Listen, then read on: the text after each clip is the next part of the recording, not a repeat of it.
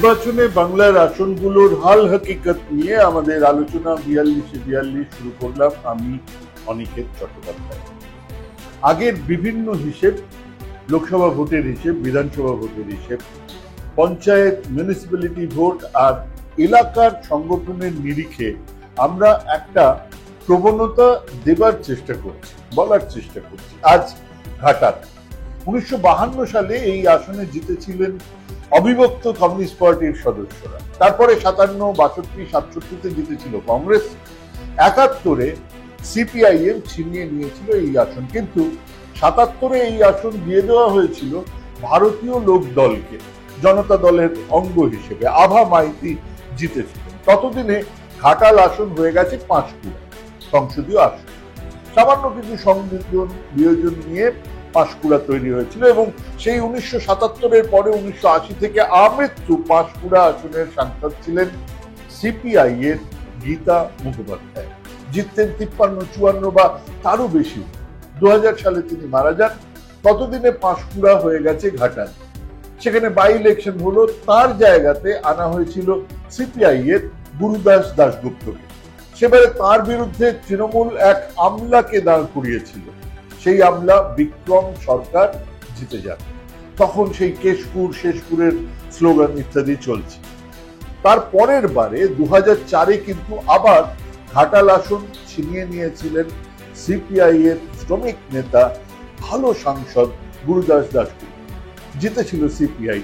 2009-এ 53% vote পেয়ে আবার তিনি জিতেছিলেন গুরুদাস দাশগুপ্ত। হেরেছিলেন তৃণমূলের নূরে আলম চৌধুরী, পেয়েছিলেন 41% ভোট। সেবারে বিজেপি এই আসনে পেয়েছিল মাত্র 3% ভোট। মানে এটা 2009-এর কথা বলছি। 2014-তে এই আসনে তৃণমূল আনলো রূপলী পর্দার নায়ক দেবকে, জিতলেন 50.70% ভোট পেয়ে। কিন্তু সেবারে গুরুদাস বাবু কিন্তু আর দাঁড়াননি, দাঁড়িয়েছিলেন সিপিআই এর সন্তোষ রানা, পেয়েছিলেন 31% ভোট মাত্র। এবং তখন কংগ্রেসের সঙ্গে জোট ভেঙে গেছে, কংগ্রেস আলাদা করে ক্যান্ডিডেট দিয়েছিল।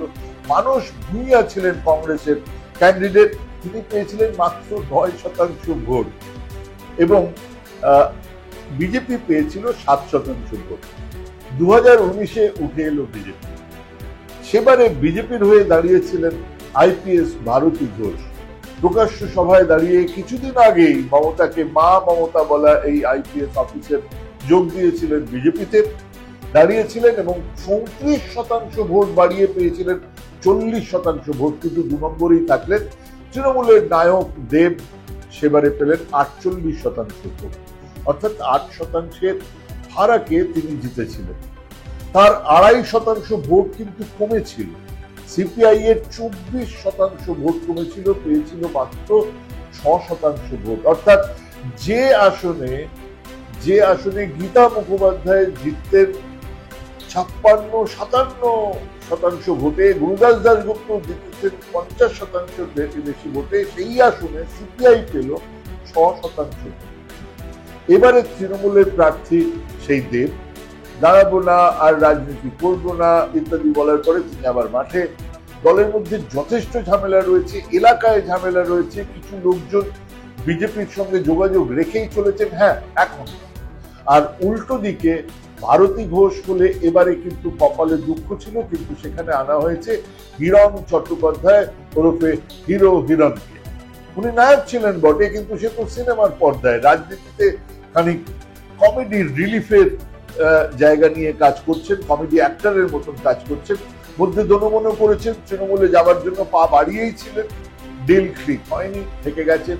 কিন্তু এবারে তাকে বাঘ মারতে পাঠানো হয়েছে। মারলে মারো, না হলে মরো।